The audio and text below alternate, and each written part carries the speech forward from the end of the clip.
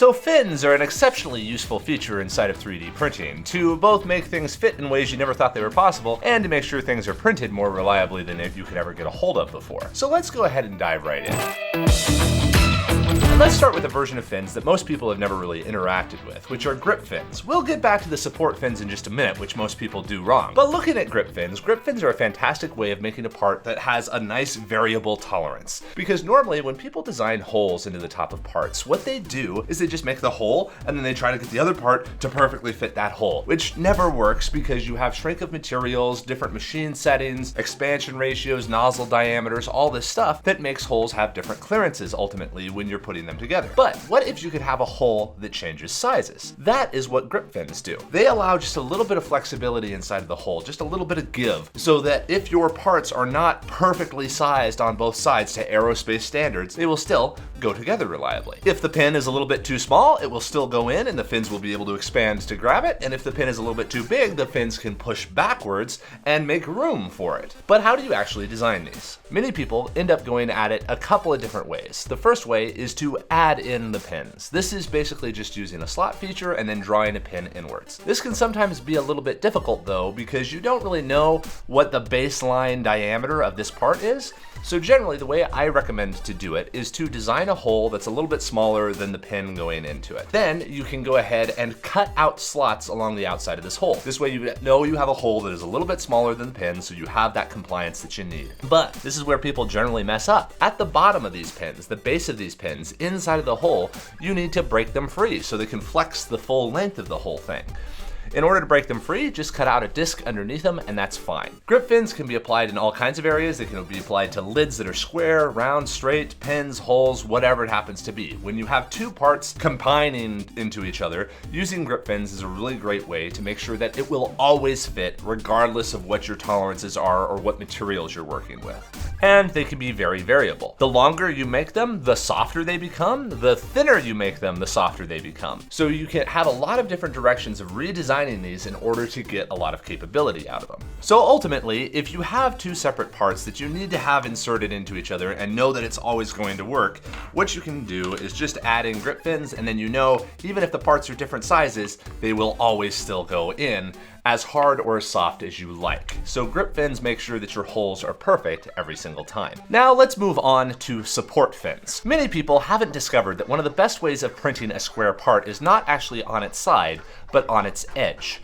The reason for this is now you have the layer lines going diagonally across it so that when it's sitting in its normal form, it is stronger than what you would normally have. So printing an part at a slant can be very, very useful. But in order to do that, this is definitely not going to balance on its tip just like that. So you need supports on either side to hold it up. What people will do is they will just go ahead and put support up underneath there, and then you have it supported right there. Very generally auto-generated. But auto-generated support is gross and nasty and requires the slicer to be operational. It's way better to just design this in. What you can do is you can just design from this plane right here and then extrude support into that face, and then you have a perfect piece of support that is perfectly distanced 0.2 millimeters away from the part. Now you have support that works. But right here is a mistake that a lot of people end up making. So let's just nix this right now.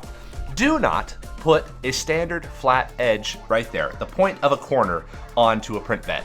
There is nothing for the print bed to stick to, and you will end up with stuff like this. This is the proof. We went ahead and printed one of these on the edge just to prove that this happened. There. Now that we all have a firm grasp of the obvious, let's go ahead and move on. Make sure to chamfer all of these edges so that there is some flat side contacting the bed whenever you print something at an angle like this. Design support is very useful because then you are independent of the slicer generating the support anywhere. Because if this was just sitting in a normal slicer, it would generate support everywhere, or you have to draw it on. There's just all this extra work.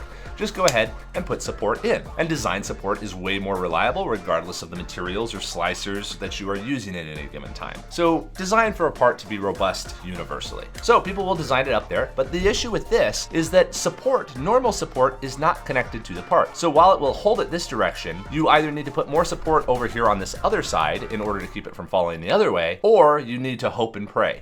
the fact that this doesn't actually constrain it from sliding back and forth is kind of unhelpful. So instead of just having loose support, let's go ahead and go with combined support. Now, this is where people mess up again. In order to do combined support, true support fins, obviously chamfer the flat edge just like that, so you have a flat side on it. You put support underneath there as you normally would, but now you're gonna connect it to the part so that it's holding on to the part. This is different from normal support. Normal support generally just shoves up against and can pull freely and slides away easily.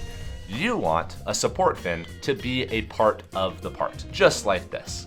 Now, what many people end up doing incorrectly is they will design a part much like this. They will design the part, make it diagonally inside of there, and they'll design the support fin, and they will have the connecting parts, the tines. They will have the tines going perpendicular from the face of the part, just like this in this case right here. So the tines are going like this. The issue with this is that now you have created many small, basically vertical features, because the nozzle is going to have to go out to the tip of the tine and then just print that tip and then move on. This creates a really, really weak bond because those very small features can end up snapping from the printer itself, so you lose the connection to the support, and they also leave really nasty little surface defects like this that are tough to eliminate because it's a little ball of filament right there that you can't actually get a grip onto. The correct way of doing support fins is not to have the tines, the sprues, going perpendicular to the face, but going horizontal to the build plate. That is like this. A support fin appropriately designed has the tines going like this, horizontally with the build plate of how you want it to print. This means that the nozzle, as printing,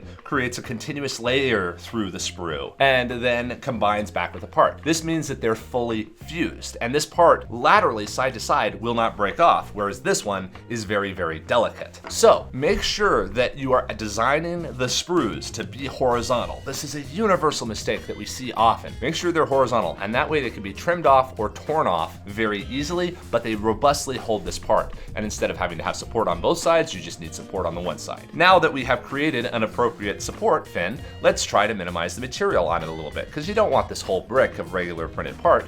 So just make sure to make the fin really, really thin, and you just need the base to be thick. So design a small ellipse down there, and then you're good. You have a good, solid, reliable base that's not gonna peel up or cause problems. You know that the tines are combined with the part, so they will hold it and are a part of it, and you have a nice thin support that doesn't use a lot of material. Now you can print a great big old brick like this and know that it's gonna be reliable, regardless of how much infill you have, regardless of how much shrinkage you have, everything. This is a part that can go onto any machine, anywhere, with any material, and be printed reliably without having to rely on auto-generated support or the slicer being tuned correctly or anything else. So support fins are a fantastically powerful tool for making your parts stronger and using minimal support without ever having to engage with a slicer at all. You can just upload this part and go, which is super powerful. So grip fins and support fins are really great ways of making your parts robust so that they can be printed anywhere, anytime, with any print settings or any material, and never have to worry about the downstream knock-on effects. Parts shrink, a different color is a different size, all of these things. If you are designing your parts well, they can be printed anywhere. This is why we encourage this kind of stuff if someone is using a print service like Teleport. Teleport is a service where you can just connect straight up to your Etsy store. If you want to start selling a part like this, you can just upload it to Teleport, connect it to your Etsy store, and whenever you get an order, this part will be printed and shipped right to your customer for you. You can check out Teleport over at slantpod.com. Not only does it connect to your Etsy store, it connects to Shopify, TikTok, Amazon, and we have a few hundred files inside of there that you can get a hold of yourself and immediately start selling without having to get a commercial license. So check out Teleport right now. It's like having 1,000 machines in your pocket. With the main mega farm backing it up, which is spec'd out for 3,000 machines, you know that your orders will always get delivered on time, and if you're designing them right, they'll always come out exactly as you anticipate because you designed them to be made correctly. So check out Teleport now. Have a great day, everybody.